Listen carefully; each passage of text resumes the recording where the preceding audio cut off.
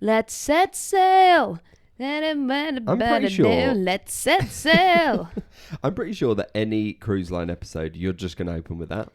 Let's set sail. Because Are it's an there absolute any other bop. opening shows, by the way? Yeah, I there don't are. know. Not Okay. that I know.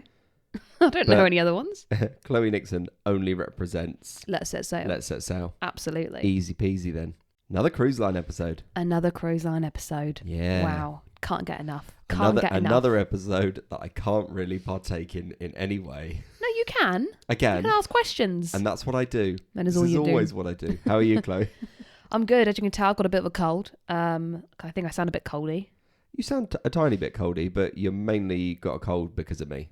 So yeah, well, like Elsa, apologies. the cold never bothered me anyway. I don't actually feel ill at all. It's just coldy. Yeah. That's all it is. It's that time of the year, though, isn't it? Yeah, everyone's got a cold I at the am moment. ready for some warmth. And actually, I know we were speaking about it yesterday, close. but is it too early for me to start packing? No, well, it's not too early. I wouldn't put things in a suitcase. But is it too early for me to But start putting I'd things start in a suitcase? putting things together and then chucking it in the suitcase for now to know you're taking this. Because I've but started not doing my ironing. folded for the holiday. Like my ironing is done, basically. I think I'm maybe like 2 shirts off. So that's pretty good. That's really and good. I'm going to bring changes of clothes. Wow. I'm going to be aesthetically pleasing this holiday for sure. I need to go through my tops and iron the things I want to take as well. So Although I need to go into the loft, don't I? yeah, And get all of your hidden... the clothes I not only hidden wear Nickies, in Disney. Just hidden Disney clothing. There which are is clothes that I stuck just up there. don't really wear. I don't have anywhere or time to wear them over here, Yeah. so I just keep them in the loft and get them down for Disney trips. No, exactly. How are you, Stephen? Do you know what? I'm really, really good. I've had a great week. Great. I have smashed today. Like, I found that when I actually, like, make a list of, like, I'm going to do this at this time and do that at that time, Yeah. and I actually kind of, like, time block everything, I get everything done. Great. Whereas sometimes I'm an aimless wanderer, Yeah. and I get hardly anything done. So, There was one thing that you did not smash this week. what did I not smash? The orzo dinner. Tell the people what you did, Stephen. Right. Own up Okay. to what happened. So, I like to spice our food. And when I say spice, I'm going to use that quite loosely. So, aesthetically Paprika. and visually, paprika is like my godsend. So, normally, when we make a kind of prawn orzo, we will spice it, or not spice it, we'll just put in some paprika and various other spices. Other spices are available. This time, though, I accidentally, because I put quite a lot of paprika in, I accidentally shook it, like put loads in and realised it was cayenne pepper. Yeah. So when I say that this orzo blew our tops off and played havoc with our stomachs, it did. So thank you, Stephen. So my apologies to everybody's bowels in this room. But in all seriousness, it was check your spices, people. Yeah, I was going to say I made dinner tonight, and actually I did a double take on the paprika and just to make sure it was right. I'd like to know your opinion. Should paprika go in a beef stew? Okay. I would like to know the people's at home's opinion. Or is paprika so adaptable it can go anywhere? Okay. We'll let the people decide. Either way, should we get into the question for last week? Let's ask another question. Let's ask another last week's question. Go on then. So we asked you guys at home, what is the name of the kids club on board the Disney cruise line? And what is that? Oh, you tell me, Stephen. Do you know? No, I don't. It's the Oceaneers Club. Oh, I would know that if you invited me on a cruise. Just going to get my mouse up so we can see who was it. Because we only had one person answer it correctly, which was surprising. I thought that we'd have more correct answers, but we did not. Good for you. People didn't quite know. So it was answered correctly by... Wop Shots Adventure. I looked at that and went, wop, shop, shop, wops hot. That was not easy. It could be that was wasp not hots. easy for you to do. Wasp hots or wop shots? No, Wop Shots. Wasps hots. If we've mispronounced that username, let us know. Don't unfollow us. No, just let me know. Don't take it to heart. I like to see it saying wasps hot, like the wasps are hot. Well, depends where they are. That's what I like. Depends where they are. I also like Disney cruises. You do. So I think without further ado, let's get into this week's episode with Annie. So let's sail away. With another guest episode. Oh, thank you. And today we've got Annie on the show. Hi, Annie. Hello. Oh, how are you? I'm good, thank you. How are you both? Good. You sound so cheery. not too bad. And have so much energy for 7 o'clock on a Monday night. I know I'm just about to start talking about one of my favorite topics of conversation, and I think it just gives me a little boost. It's one of my new favorite topics of conversation as well. And it's a topic that I just ask lots of questions and have to imagine, which is which is what I'm here for, essentially. So Annie, first and foremost, like, tell the people a little bit about yourself. Like, who are you? Who are you? Who are you? Who am I? So I'm Annie. I am from Manchester. I have been creating vlogs since COVID times. And I always tell this little bit of a story, but during COVID, my husband and I have conditions which meant that we had to shield during COVID. So total lockdown for what felt like an eternity. And during that time, obviously, we lost quite a bit of routine. And I've been watching YouTube vlogs for the longest time and thought I would love to do that. And then just thought, why don't I do that? And then I've got something to focus on. I can give myself a schedule and a routine, which is great for me. And because we've got family that live away from us, and obviously during COVID, no one can see anyone anyway, it was a great opportunity for them to keep in touch with us during that time and just get a glimpse into what we were doing. So during COVID, it just started with things that I could do around the house, things that like I could vlog without leaving the house. And then, of course, as soon as travel started to come back, that was kind of naturally where the channel kind of went. And we started vlogging our trips. I think the first, one of the first vlogs that we did was actually the Disney cruises. So we've been vlogging our trips now for, well, I guess this will be year number 5, which seems quite crazy. But we love it, and we love looking back on it and seeing our son Oscar, who is now 11, but obviously he was much younger at the time, just seeing him grow up. And everybody takes photos now, everyone takes their own videos, but even just seeing it in, you know, something that's kind of crafted, telling a story, it's just so nice to look back on. Yeah, and he can watch back on them as well and relive those memories. Absolutely. Yeah. I imagine, you know, when he's 18 or on his 21st birthday and we can pull out some of those memories, like he will love that. Yeah, but I also think that's something that's, you know, loads of people will argue that, like, oh, technology is ruining people, and, you know, it causes loads of stress and unneeded anxieties and things like that. But ultimately, it's a form of documentation that we can look back on like we've never been able to look back on. And I just find that so wonderful and so powerful. And we spend so deep. Wow. Yeah, but we spend so much time, like, when we are documenting our sort of trips and everything, like being able to look back and kind of, you know, there's something magical about looking back at a memory and being able to feel that moment more so than necessarily like a photograph or even just kind of like talking about it. I love being able to see those live reactions. So that's amazing. Very quickly, what have you kind of noticed has maybe changed in your vlogging over the last sort of 5 years? Like, have you changed the way that you vlog or anything like that? That I am so conscious of that now, because I think when you have to start editing it out, you're just more thoughtful about maybe the things that you say, or maybe just taking a little pause before you actually yabber on. My husband thanks me for that, who does all of the editing. But generally, I think what I found is the confidence behind it. Oh, there we go. Maybe not all of them. Do you know what? We do it all the time. I will always do it in episodes. I mean, we're getting pretty good now at being a bit more conscious of it, like you said. But you still do it. It's just a natural thing to do. Yeah, to err is to human. Yeah. And I think it is the confidence with it. When I look back at the original vlogs, and it's a little bit cringe actually when you watch yourself back anyway. But now I think I know why I do it, and we do it for us. And I just imagine that we're doing it to watch back later. So therefore, it kind of takes the pressure off with it. So I feel like I've grown with the channel really, you know, for the last 5 years, and I think just maybe thinking more about what I want to look back on and the kinds of things that I want to capture. And it is about the experiences and, you know, some of the great things that we do, and less maybe some of the boring bits. Yeah, I mean, and I don't know if you agree, Stephen. I think you will, but when we started doing the vlogging together, I did a lot of it beforehand. So the first time I was like, do you mind taking the camera for a bit yourself? So like I'm not always the one filming. And you were a bit apprehensions of it at first. Yeah, absolutely. But now you've got that confidence. And even my sister took the camera in Paris when we were on a ride. And then in the video, she's like, this is scary vlogging alone. But I do find it more nerve-wracking when I'm like doing the start of a vlog from the airport over here. Yeah.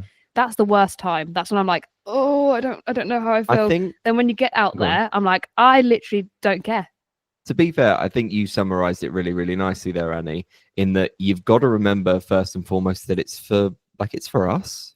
It's for us to be able to look back on the memories. And I think one of my like big anxieties with it the first time was I was like, oh my God, like people are looking at me, like they're going to think I'm so strange walking around with a camera. Whereas now you kind of have that confidence and you're just like, no, this is for me to like, this is like past me talking to myself now, being like, look at what an amazing time you had. Really, how many people do you see vlogging and you go, oh, what are they doing? Yeah, like, have you ever thought that as anybody else? No, exactly. Well, I think because of like the rise of it, and I guess the improvements in technology and the fact that everybody has a vlog in their hands, you know, with their cameras and things, everybody's picking up the camera and doing it. And I love that because I said this actually recently. I was kindly contacted about an interview that I did, and I'd mentioned this there, is that everybody has got a slightly different maybe family dynamic or the way that they like to vlog or the style or the experiences that they do. So there really is something for everybody out there. And I think that's so great that so many people, I've seen a lot on Instagram recently, like 2025 is the year that I'm gonna take the camera and I'm gonna do it. And I can't applaud that enough, because even if you don't put it on YouTube, you don't have to put it on YouTube, but if you're doing it for yourself to look back on, why wouldn't you want to do that? I think everyone should be doing it. Yeah, absolutely. No, 100%. And yeah, I think it is nice seeing like more people doing it, because it is a unique experience. And when you think about, like, you know, people talk all the time about like, oh, trying to grow your following as quickly as possible. Like, at the end of the day, one of the reasons why we started this podcast first and foremost is because, one, we wanted some time together so we could actually talk, but it's also a wonderful platform for us to be able to just talk to people from every single walk of life. And everyone's got a different opinion on, or a different experience of how they approach the parks, the cruises, everything like that. So I think, you know, I take this as a learning curve constantly. Like, I will pick up on things that you say today and I will take that with me. And I'm like, you know, I wouldn't get to have that experience without this podcast. So it's wonderful. It's a wonderful way to meet people and talk about a shared interest as well. Like, we've made so many friends through doing this podcast, just doing interviews. And there hasn't been to date any interviews that we've done and gone, oh, well, that was pointless. So they've all been so informative and friendly. And I've always left every single one happy and positive and just motivated to carry on podcasting, but also to go back to Disney, which I don't need any motivation for. And I think that's the thing, isn't it? Is that it's a really nice community of like-minded people who totally just get it. Like, you don't need to explain it. People just get it. And we've also met so many people through this. And I think what you said before, Stephen, about like the numbers and people talking about growing, and I think it's all about personal growth and being in competition with yourself. And if you want to view it from that lens, and I think if people want to watch, they will watch. If they don't, they don't. Yeah, exactly. But as Chloe was kind of segueing quite nicely, let's talk about one of your favorite topics. Okay, let's talk about Disney Cruise Line. Like, and I have the Disney Cruise jumper on just for the occasion. I was gonna have a drink in my Disney Cruise Line coconut cup, but I didn't have time. It's okay. It's on the shelf. It's set up there. No, you didn't. So what? And if you're on the tea, you could have a mug. No, exactly. Can't have it this is what I love. Is like, we're just having a chat with a cup of tea and about Disney for like the next like 45 minutes. I love it. What got you into Disney Cruise Line first and foremost? Like a lot of people, semi-recently, I suppose, is the Disney Magic at Sea staycations. So at the time, travel was very heavily restricted, but then up popped the Disney cruise staycations. And I have a friend who I've known for, we've worked together for a very long time now. And he is an original DVC member, Disney Cruise Line goer, and was always saying to me, you love Disney so much, you need to go on a Disney cruise. But I really suffer with motion sickness, as in I like a joke about standing in a puddle, like it can set me off. So the thought of being on a big cruise ship, paying, let's be fair, quite a lot of money, and thinking, if I'm green the whole time, this is just not going to be good. And I've had experiences on little boats where I've literally been like hanging over the edge. So the thought of it wasn't particularly appealing. So I always was telling my friend, yeah, but probably not for me. But then during the time, obviously we couldn't get our Disney fix, and then up popped these staycations, and one of the ports was from Liverpool, which is obviously very close to us in Manchester. And we thought, well, what do we have to lose? If we don't like it and we're sick as dogs, then we'll just chalk it up to experience and say, at least we tried it. But we've not flown to Florida, Port Canaveral to get on a ship that we've not enjoyed. So we thought we'd just give it a go. And I'm very happy to report back that it is true what they say. These big ships have all the stabilizers, all the everything, that despite us taking like a whole pharmacy with us, we didn't need to touch anything and we were absolutely fine. And from then I was hooked, because the experience was just incredible. And I know we'll talk about that throughout the next 45 minutes, but that just really converted me to going, wow, I love this. And I wasn't unwell, and it's just Disney, but with such a twist. And we love the parks, and we are proper like rope drop to fireworks people. So we are at it. But we lead very busy lives day to day. And I think the cruise is just at a nice, different pace that you can get all that Disney magic, but just not running around like a crazy person. And there's so many experiences on the cruise, which I know equally we'll talk about, that it just had us hooked from then. Nice. I mean, I think you said it really well, where you can get that Disney magic without having to rush around. Because I've always thought, what is it about the Disney cruise that I love so much? And it's because I was actually relaxed the entire time, yet I still met Mickey Mouse twice in one day. Like that is the best. So you did your first cruise around just after COVID times, when the world was reopening again. 2021, yeah. Okay. How many cruises have you done in total?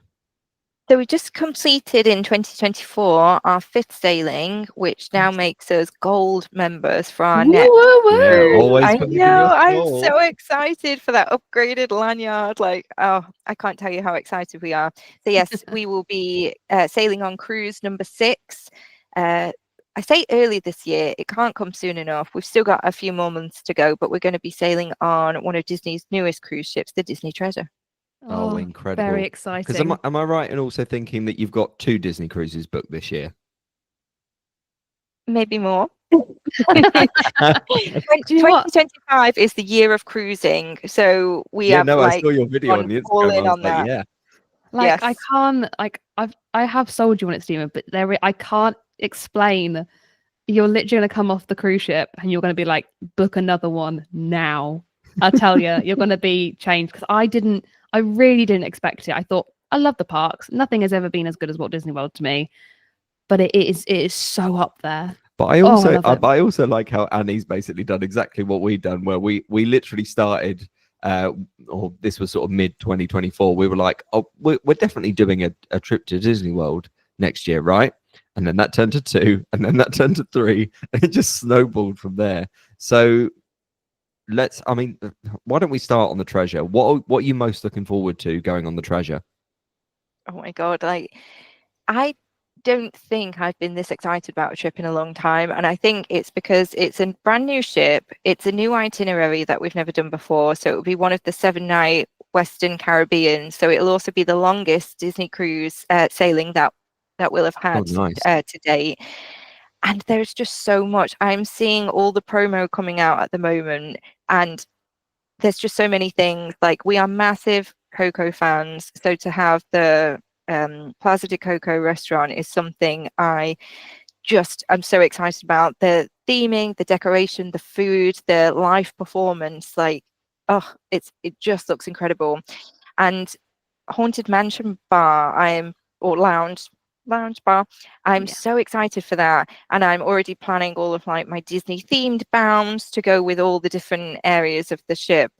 We have also we're hoping that some of the information out on Google is accurate, because we believe that we've booked an Encanto themed stateroom as well. And Encanto is absolutely the soundtrack to our first trip back to Walt Disney World post-pandemic, because it was everywhere at the time. And we stayed at Coronado, and the theming was kind of like very on point for that. So there's just something about Encanto which just has such fond memories. So that is hopefully the stateroom that we've booked as well. So there's just so much that there's probably more things to say that I'm not looking forward to than there is, if that makes sense. Yeah. No, absolutely. The other way around. Yeah. I get you. Yeah. That Haunted Mansion lounge bar, whatever we're going to call it, that Haunted Mansion just seems incredible. Yeah. I mean, have you done the Wish? We have, yes. We've been lucky enough to sail on the Wish twice. And I would say that it is probably my favorite ship. So far we've done the Magic, the Dream, and the Wish.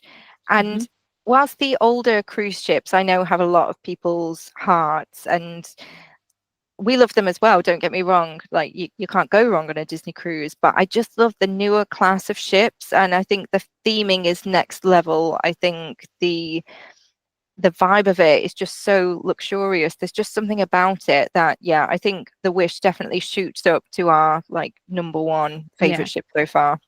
Because obviously the Treasure is basically a carbon copy. They're Wish class, aren't they? And that's what I'm really interested to, if I ever get to go on the Treasure, to experience that, please, and and see, like, and go into Haunted Mansion bar and be like, this is so strange, because it obviously is the exact location as a hyperspace lounge, and it's the same layout, and just, do you know what I mean? It's going to feel like a parallel universe, is how I'm going to imagine it in my head. Yeah, I mean, that's definitely what I got. Like, so for example, when all the vloggers out in Orlando were getting to go on the Treasure and sort of and showcase all this stuff, I mean, the Coco restaurant was one thing that immediately caught my eye as well. But it was also really, really strange, because I've obviously watched all of Chloe's series and, you know, and other people going on the Wish, and then watching that and being like, but that's where that, and that's where that, so that, yeah, I see what you mean in terms of like a fever dream. I'm pretty sure the Sail Away show is different on the ships, but from what I saw on the Treasure, it was the same show, but with different, like, the song was the same song. But I'm pretty sure it's different songs on other ships. They do have the different Sail Away ones. It was the Let's Set Sail song. Let's Set Sail. Which I love. That just lives rent free up here, and I'm constantly like singing it, and Oscar's just like, give it a rest. I remember being, I think it was on our 3rd cruise, on my last one, I had like 2 drinks in my hand, and I was just like, let's set sail, and I was like, this is like the best day. But I was also really sad because it was the last time I was going to hear it. For that trip. Oh, boo-hoo. Boo-hoo. It's a hard life doing 3 in a row. Can we sort of, I just want to shoot back ever so slightly. So the Disney staycation that you did straight out of lockdown in 2021, how did that kind of differ and prepare you for sort of the sailings that you did later on? They're not really comparable, to be honest, because when we sailed on the Magic, it was such lower capacity. So I think that kind of tricked us in one way, thinking, oh, this is great, there's like nobody here, it's Disney, but like empty Disney, this is great. And it's not really like that. And especially if you've done any of the UK sailings that have been going around recently, we've been lucky enough to do a couple of those as well. They're in the summer half term, so clearly they're going to be busy anyway, but that is very different to what we first experienced. So that took a little bit of adjusting. And because we were on one of the first sailings out, it was a very limited experience. So we didn't have all of the theatre shows. We had private dining every night, because obviously they didn't want people to mix particularly. We still had to wear masks. The character meet and greets were still distanced. So it wasn't quite the experience. But because we didn't have anything to compare it to, we weren't disappointed. So we fell in love with it at that. So you can only imagine how much that has grown even further when it's actually a full experience.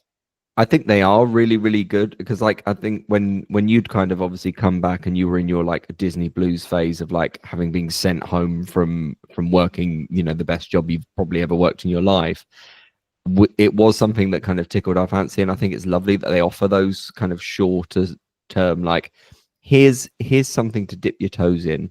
Okay, we knew that you were already going to be sold. Okay, now look at what we offer sort of around the world and things like that. And I think that's amazing.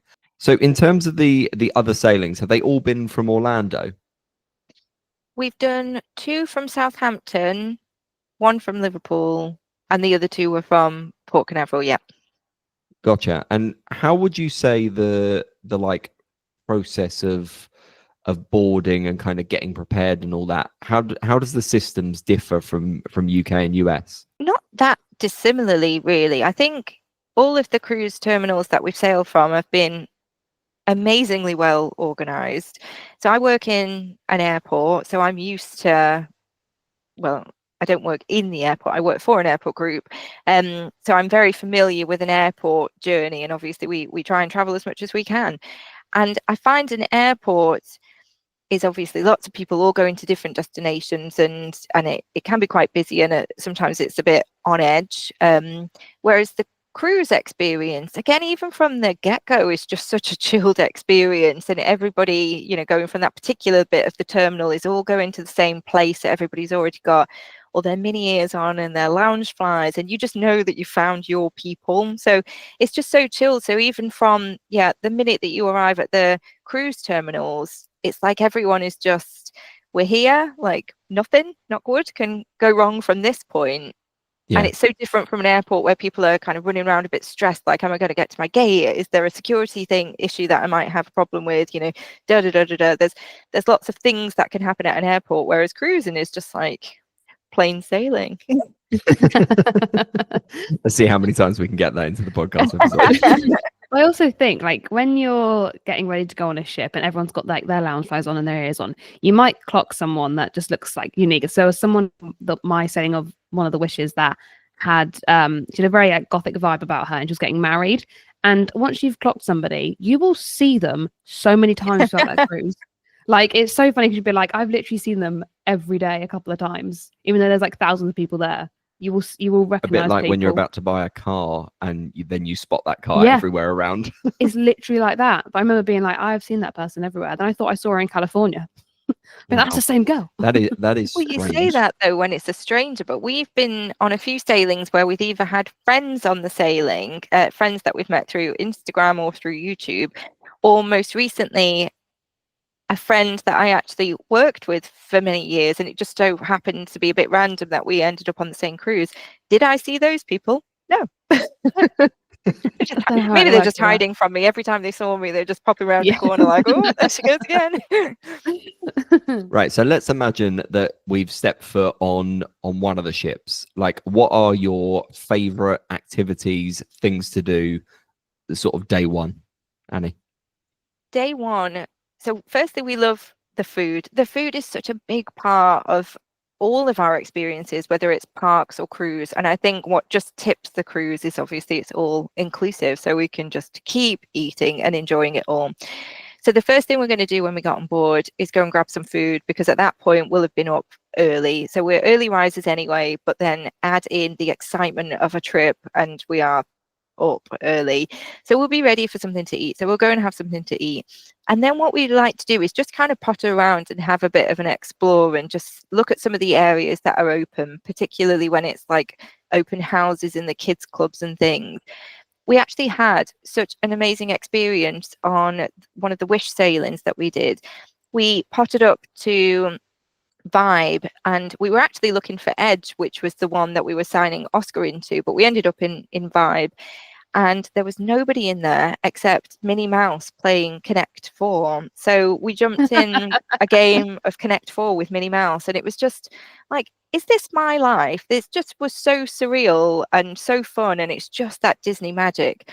So we'll always go and have an explore, but we are constantly clock watching, because we're like, when is the room ready? When is the room ready? So that we can just go and drop our stuff, because, I feel like we are not packing lightly. So we usually have like a whole thing with us that I just kind of want to ditch and get rid of that, have a look around the room. But then really, as soon as we've done that, then we're kind of back out to go, right, what are we doing? And we'll always look at the Disney Cruise Line app to see what's on. Is there any characters? Is there any quizzes? Are we going to go get that drink of the day, which is always a yes. But then on the first day, we always love to prioritize the sail away party because it's just so much fun. First, you've got to get through the muster drill. So you're just praying that everybody else arrives on time because it can delay you if not. And it feels just like the whole first day just goes like that, because by the time you've done the sail away, then you're getting ready for dinner, then you're going to have your dinner, then there might be a show that night. And then before you know it, it's like 11 o'clock and you go, oh, it's bedtime now. I think it goes so quickly, but I refuse to ever miss a set sail like party show. Like, I just think you can't do it. Like, if you ever miss it, but if it's your choice to miss it, that's the wrong choice. Well, when you went on the trip and you went, do we have to watch the set sail show? I'm like, yes, we do. Yes, the answer is always yes. It just sets the tone. It's so fun and upbeat, and that song is just a proper earworm that stays with you. Good. So yeah, it's criminal to miss it. And then if you're lucky enough, you get the horns as well with, doing something cool, and that is just amazing. Okay, I've got a little different question. Oh no, far away. Talking about food, do you ever get room service when you're on board the ship? Well, this is the difficulty with the cruises, is that it's difficult to try and squeeze everything in. Exactly. We do tend to do it, or try to do it at least once, and it's normally like an in-betweeny. And where I found that we've tended to do it is we've been out at the pool, having some fun on deck, and then it's in between period for dinner, and we kind of just go, oh, should we just have a little smackerel of something, and then just get, well, by the time we've ordered, we'll be like having like another 3 courses. But yes, it's always nice to just have something in the room, feel like we just need to kind of sample everything and just have like a pre-dinner before the main event. Yeah, because I've never been a room service girl, and then I got it on the cruise, and I love it because we would get it after dinner. In the evening before going to bed, I'd be like, let's order a cheese board and a slice of cake. And I'm just sat there. Exactly. I'm sat there in my dressing gown, watching Mickey TV, eating a cheese board on a ship. It was great. I'm just thinking about order for breakfast as well and have just something arrive for us. But what we've been doing is sending my husband Pete up to Cabanas to go grab some Mickey waffles, bring those back down. But then we'll get sort of pastries and tea, coffee from the room service in the morning. And Oscar, I mean, he is a really early riser, and we like to, get ourselves ready before we head down to breakfast. So if there is like an hour or two, then we'll just, throw him some breakfast muffins or something just to kind of keep him going. Just shove a pastry. It's like me. You just shove a pastry at me, and I'm pretty. Yeah, keep it quiet. So, did I tell you that breakfast on the day you get off the ship is different to all the other breakfasts? No, you did not. Like, you have waffles, but they're not Mickey waffles. Oh. And like, it's not the same food you normally you have the other days. I can't remember why. Is it just because it's disembarkation? It's to do with the turnover, I think. So it is the disembarkation breakfast. So it's just more of a limited offering, so they can obviously turn people over quite quickly. Now, what we found with the disembarkation breakfast is, sadly, there are no Mickey waffles, but actually you tend to get something that's a bit more similar to like a full English breakfast, because it's the ones where they do the triangle hash browns, and it just feels a bit like a full English breakfast, because they'll do fried eggs and like a little breakfast muffin. So what's not to like about that? I remember sitting on there being like, this is different. But then I remember sitting on there for, I think it was lunch on the first day, on the embarkment day, and hearing the ship's like alarm, like the do do do do do do do, and I thought, that is wonderful. I will never get sick of hearing that, and I didn't. I loved it. Never. Yeah, fair enough. So you mentioned Pete and Oscar. Do you always do everything together on the ship, or do you find that sometimes you guys are breaking away depending on sort of activities that are available? Well, our son Oscar is now at that age where he doesn't like to participate in family time. It's forced family time to him, and I'll try not to cry about it. But you will usually find Oscar at Edge. So he is, because they've changed the actual age ranges now, I think for the last cruise, he was technically supposed to still be in Oceaneers, but you can sign a waiver to take them up. You can never go down, but you can take them up. And he was like, this is so much better, because it had all the video game stuff. It had people that the other kids who were kind of more into like their video gaming type things, less arts and crafts, more digital everything, which sadly is just that age that he's at. So he will be ditching us at every opportunity, and will always say, oh, do you want to come do the quiz? We'll do this. So there are certain things that we'll enforce, like what we do at home, like dinner time is always family time. That's our time to chat and catch up. So that's a mandatory activity. But for the rest of it, I think, as much as I obviously would like to spend all of my time with him, it is his holiday too. So we have to kind of be reasonable about it and go, if he wants to go to the kids club, then let him go. He's having fun and he's just enjoying his holiday in a slightly different way. Yeah. So when that's fair enough. he's finished at kids club, is it on the app they tell you he wants to be picked up, or no, with Edge, because it's that older age range, they can sign themselves in and out. So he can meet us back at the room. We'll good. text through the Navigator app, or WhatsApp we find still works. So that's just how we'll coordinate.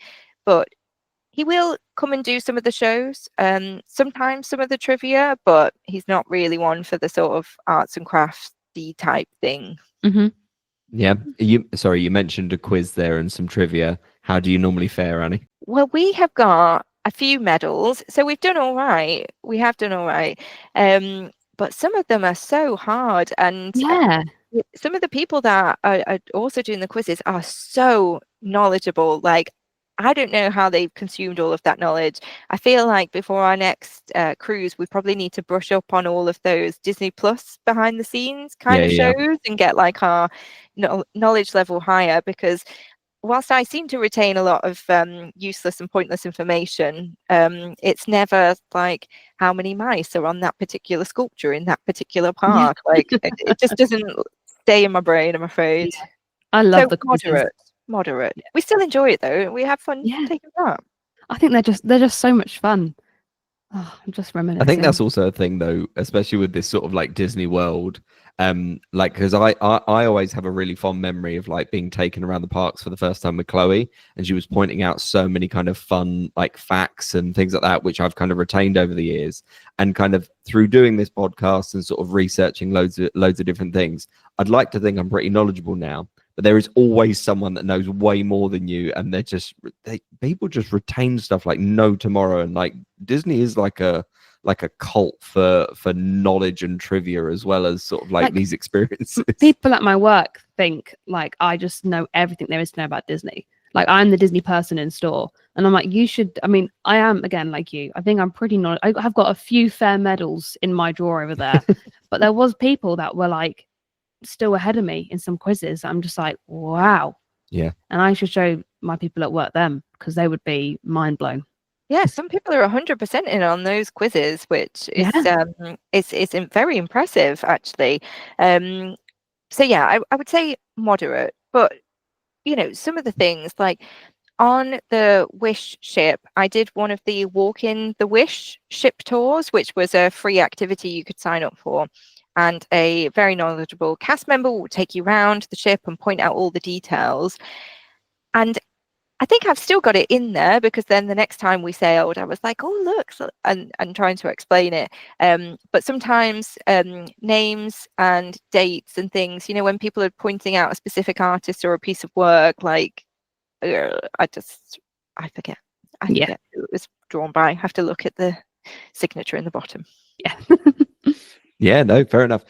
What would you say is the best way to actually prepare for a Disney cruise? Like, talk to a virgin like me who's never been, and imagine that Chloe's not here. Like, what are the sort of best tips and tricks for preparing for your first cruise, would you say? I would always say download the Navigator app before you sail, because that is just going to be your Bible when you're on the ship. That holds everything from your dining rotation to menus to all of the activities to communication between staterooms and so much more little extras as well. So that's always the sort of go-to starting point, is with the navigator app, and familiarize yourself with it before you go, because you don't want to be looking at it for the first time when you step on board. I think the other thing is, and I suppose it depends on if you're a spoiler or not spoiler kind of person. Like my husband, I'm trying to show him all the stuff and he's like, nope, don't spoil it, I don't want to know, I'll just wait until we're on. But I love watching all the vlogs, and clearly I'll plug my own channel there. Go and watch Anni Stores YouTube vlogs about the Disney cruises. But there are so many different experiences, and as we've talked about before, every vlogger has got a different style or a different dynamic or different things that they do. So I just love digesting all of them, and that's how I like to plan, is just seeing what other people have done and gone, oh, that's great, I definitely want to do that, versus that's maybe less my thing, so I'll prioritize something else. But I like to be informed, and I do think knowledge is power in that sense, where you can do all your research before, and then when you're having to make really difficult decisions on the day, when you've got two experiences happening at the same time, then you can prioritize which one you want to do. And I also think, like what we were talking about earlier in terms of like actually learning for any experience, for me, like, yes, you could learn, like you could go out and you could buy a guidebook and it would talk you through everything. But at the same time, most of that information is on a navigator. And when you're actually watching people on YouTube, you see the experience as kind of firsthand as possible. But I like what you said in terms of like, it is a bit spoilery, but at the same time, I still don't think anything can beat being there live. So yeah, I mean, I never, if I'm watching something and it might have like, for example, a set sail show I haven't seen before, I might like skip over that part. But like the general, like walking around a ship, I'll always be like, right, now I'm trying to figure out where I am and that kind of stuff. And the food, like get to know what the menus are like. I think it's so useful. Like, so, I mean, I got Charlotte to walk me like mentally through the Wish so many times. I'm like, so how does dining work and how does this work? Because it took me so long to get my head around how it all worked and what you could do and what you couldn't do on the ship. It still takes me ages. I agree with that. I think before we did our first sailing, even people talking about the rotational dining, and in my head I was so used to the parks where it was like, well, do I have to book that, and what time, and where do I sit? How do I know where I'm going? Yeah, and it's all that kind of stuff that, of course, when you're on it, it's all quite intuitive in terms of what you need to do. But we try and vlog and share those experiences. So we've got a new vlog series coming up. I'm going to try and do it earlier this year to catch the UK sailings for this upcoming year. And because we did the itinerary and the route the year before, I thought, well, how do I make this a bit different so people think, oh, I don't want to watch you do the same trip again and again and again. So we tried to vlog it with a bit more of an informative lens for anyone who is sailing for the first time, and just passing on some of the sort of tips and tricks that we've learned over our 5 sailings, which again is still, for others who are doing like 20, 30 plus, we're still the newbies and totally get that. But we've tried to pass on some of the tips and tricks that we've learned that we thought might be helpful for others. And actually, you said that you don't necessarily pack light. What do you think are essentials that you have to pack for a Disney cruise, maybe compared to like your Disney World trip? Comfier shoes, I think, because there is so much more relaxing on the cruise that actually you can be a little bit more comfy. Like, one of the things I love about any Disney trip is doing our Disney bounds and having like quite themed outfits. Some of those involve quite like big skirts or accessories and things, but sometimes on a Disney cruise it's almost slightly out of place because you're just kind of like chilling on a lounger or by the side of a pool, and it's a bit strange. So sometimes we'll take it down a little bit and just be a little bit more casual and a little bit more comfy. But one of the must-dos that we pack, which was kind of a recent-ish discovery, was the magnetic hooks. Now, you can't put anything over the door because it can damage the door, but the magnetic hooks you can put, because everything in the staterooms pretty much is magnetic. So in order to get more storage, or if you want to hang stuff up like your medals, or on the outside of the door, I see that people are decorating with these hooks. It's just a really easy way of being able to kind of put stuff up. And, we just bought them. I think we must have just bought them off Amazon for about £1 or something. And they actually were invaluable on the last cruise. We used them for everything. Nice. That's a great tip. Yeah. You mentioned bounding there quickly. What's your favorite bound you've ever done? Oh, it's hard to pick because Sorry, I know. when I go in for a theme, I kind of go all in. Recently, the one that I've loved the most is Sadness from Inside Out. So I always say that sadness is my spirit animal, and I just resonate with that character so much. I have a sadness tattoo on this arm as well. And I thought, why have I never done a sadness bound? And recently, for one of our more recent sailings, actually, I did this sadness bound, and I loved it. And I just think she's the cutest little character. So I like to have a little piece of sadness. Nice. Lovely stuff. And also, when you were out in sort of Florida, how did you find Castaway Cay? Because I know that's one of your favorite places in the world, love Chloe. Castaway Cay.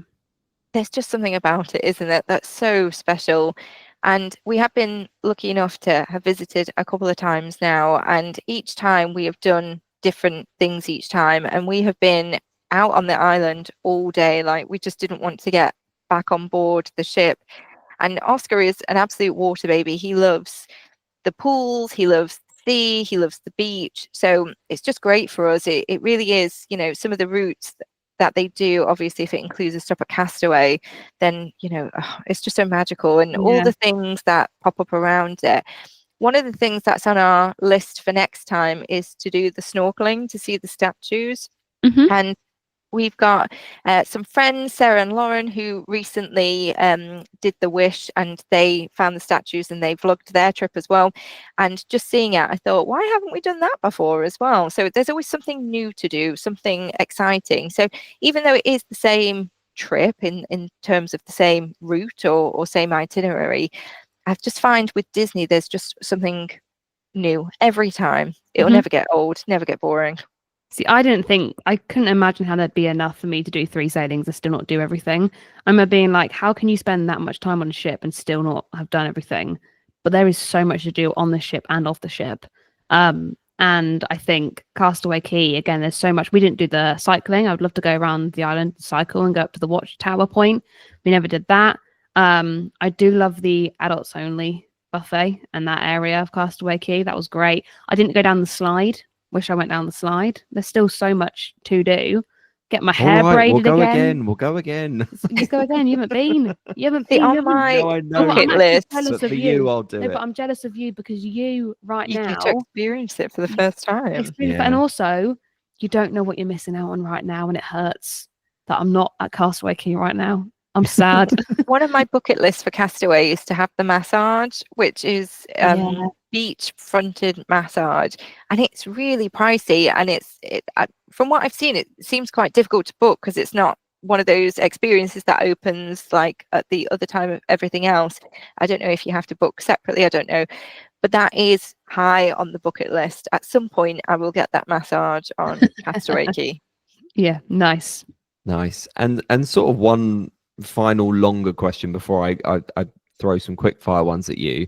Can you talk me through what is your perfect day on a Disney cruise from like start to finish? Okay, so waking up having had the best night's sleep, because whether it's that rocking of the ship or the beds and the bedding, nothing beats that Disney cruise sleep, I'm telling you. So waking up actually feeling refreshed is great. And then I'll send Pete to go and get Mickey waffles, but they won't just be any Mickey waffles. They'll be the churro Mickey waffles. Yeah. They are elite. And we'll eat some breakfast whilst watching the sunrise on our veranda, because there is just, like, words cannot describe that. I just love looking at the ocean. That just sets me up for the day. Like, every day should be like that. Then I'll be ready to tackle, work and other things. Then I'll get ready with some kind of amazing bound, and I'll have all the bits for it. So not just the outfit, but the lounge fly, and everything will go to plan with the outfit. And then I think one of the first things that we'll do is then actually go and have a proper sit down breakfast. We tend not to go to Cabanas for that, but we tend to go to one of the sit down restaurants, and they do the best eggs Benedict, which is one of my favorite breakfast items anyway. So I'll start the day with the eggs Benedict. And over breakfast, that's when we'll be flicking through the Navigator app to kind of see what we want to do on that day. Now, because it's a perfect Disney day, everything will just naturally fall in line. So Of one Of course course. it will. Of course. Of course. So one of the new activities we did recently, which we loved, was the towel folding. Like we had so much fun doing that. And like every guest that comes to stay now is getting a towel animal on their bed. So we'll I probably love that. start with something just to kind of like ease us in. So we'll do towel folding. And then we'll go to a trivia because we love the trivias. And of course we will win because Mhm. it's a perfect day. So we'll do one of the trivias. And then maybe I'll go to one of the lounges and just have a little glass of champagne or something, just because, Yeah. it's holiday. So let's treat ourselves. And by the time you've done all of that, then it's time for lunch. So that's when we will go up onto deck and go and have a look around. There's so many great little food options on the deck, like the tacos are like one of our favorites. Oscar loves his like chicken tendies and the burgers and everything. Mhm. So we do like a little bit of a tapas from each one, and we'll go and grab just something, and then we'll just sit and people watch while we're eating. Then Oscar will run away and he'll go to Edge, so that'll just leave Pete and I. So we'll probably go then to one of the adult areas, and we might get, again, the cocktail of the day, and we'll just sit and just people watch some more. And then by that point, maybe it's time to just have a little dip in the pool or the hot tub. So we'll do that for a bit just to kind of kill some time in the afternoon. Then we'll start getting ready for the next meal of the day. So we'll get dressed again. We'll go to one of our favorite restaurants. Having not been to Plaza de Coco yet, I would probably say 1923 is up there because you can have a little look around it as well and take in all the Disney facts. And then it will be after dinner, it will be time for a show. And I'm just trying to think, what's one of our favorite shows? Maybe Believe. I'm mixing all my different ships here, but perfect day, so I can. So we'll watch Believe because it was just so magical. And then we'll finish with Fireworks, which again is exclusive to Disney. And then after that, we'll probably just go to bed very happy. Wow. Sorry, I was Sold. so engrossed there. That took me a moment to sort of just step out there. Wow. Do you know what? I love those style of questions just because I just love seeing the change in people's eyes where they're just like, nah, this is what's going to make me happy. This is what's phenomenal. So that literally sounded so good. And what I've Yeah. described is actually not far off what you get No. to experience. No, I Now, know. fair enough, some of this will be like my personal favorites, but actually that is just a day on Disney Cruise Line. Like you're lurching from one meal to another and doing really fun things in between. You can have food whenever you want, Stephen. I And as know. much of it as you want. I know. No one's Even- judging you. In fact, No. they encourage it. The servers, if you can't decide, they're like, I'll bring you both. Okay. Yeah. So what we like to do towards the end of these episodes, Annie, is I like to fire some quick fire questions towards you. What we'll do is we'll do this for sort of across Cruise Line and Disney World. All I ask is don't think about it too much. Like just give me your first sort of response, okay? Okay. Lovely. So, Annie, what is your favorite ride? Big Thunder. Okay. Nice. Oh, so it's a sad year for you with that being closed for the entire year. We just have such fond memories on Big Thunder. And actually, that is one of the first things that popped into mind because I'm also like Flight of Passage and Guardian. So there's so many, but Big Thunder will always have a special space for us. No, good. What is your least favorite ride? Ooh, Astro Orbiter or anything that spins. Oh, spinning teacups. No from me. Fair enough. What is your favorite food or snack on Disney property? Cheeseburger spring rolls. They semi changed my life when we had them. I didn't know what the hype was about. I had one and I was like, I believe the hype. I lost all the skin off my mouth, but it was worth it. Oh, They're always so hot. yeah. But I can't wait to just dive in. And what is your least favorite food or snack? Those Mickey pretzels. They're so salty. I just dislike them. I love them. Love a salty pretzel. I have to be in a particular mood for one. And it I has have to have had be no the salt that day. cheese sauce I as should well. be really like under my salt intake that day to be wanting a pretzel. Sodium deficiency. Yes, that's In fairness, I've never had the one filled with the cream cheese and jalapeno. I didn't really like that one. No, I mean that sounds like something I'd prefer, but no, just the bog standard Mickey pretzel. No, not everything tastes better Mickey shaped, I'm afraid. And what cast member position would you like to hold? I would be friends with Sadness. Very nice. Beautiful. And what cast member position would you least like to have? Oh, I can't even think quickfire because I'm trying to go through them all. Yeah, you're all I'd good. least like to have maybe one behind the scenes. I think maybe the magic of being a cast member is getting to spread the magic, whereas if maybe you're behind the scenes, is it less magical? Hey, Yeah, no. yeah. No, I like that answer. That's an interesting perspective. I never thought of that. What is your favourite sound at Disney? Oh, it's like just Disney ASMR, isn't it? Like, I love Ambiance. the music that's piped in. I love hearing the laughter and the smells, like everything that's with it. So the favorite sound, and then occasionally then just like the screams as someone's going past on a roller coaster, like all of it.